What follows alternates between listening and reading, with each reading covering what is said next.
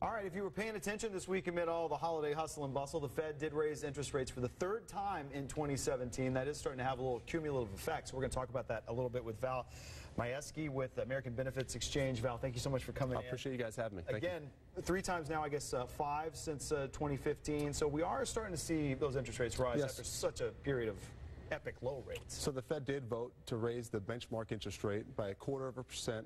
So now it's ranging from 1.25% to 1.5%.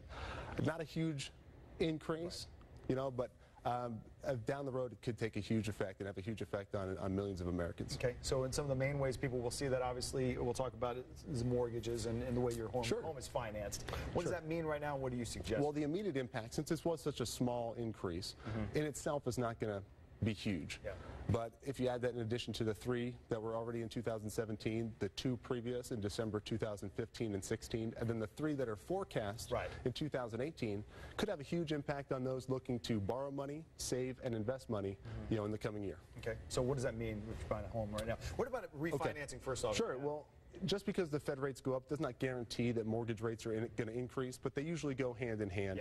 So if you're looking to buy a home or refinance your current home, I wouldn't wait too long, so that way you can still take advantage of the lower rates today. You might have wanted to refinance that home or lock in a good rate anyway over these last few years. I mean, real estate people will tell you probably wouldn't go in much lower than what we've seen, so it would have been a good idea. It would have been a good idea. The next way is with credit cards, though, too. So most of these credit cards have variable rates, and they're likely to increase as well with the Fed raising the rate. So if you do have a lot of high interest credit, I recommend, you know, paying off as much as you can as soon as you can. That way you don't feel the full effect of not only this little increase, but the future increases down the road. Yeah, and that might be a good financial goal anyway as we start the new year. If you want to set a goal for yourself. Eliminating debt is huge. We just reported that the average family has over $15,000 in consumer credit card debt on average. So you'll feel it when these rates. And this time of year, normally your debt is not going down, it's going up with Christmas and things like that.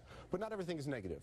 Right? So there's a lot of my clients that are saving for retirement or nearing retirement that are looking forward to the Fed increase. Because it will have a positive effect on things like CDs, money market accounts, savings accounts. But you know, not every bank, large banks especially, are not quick to increase their rates on things like savings accounts during a Fed raise.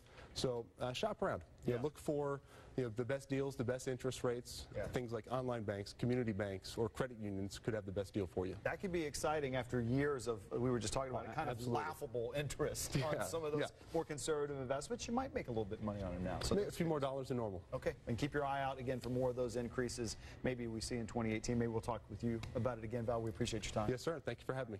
We'll be right back. Let's go over to Jane Lonsdale for a look at what's coming up next.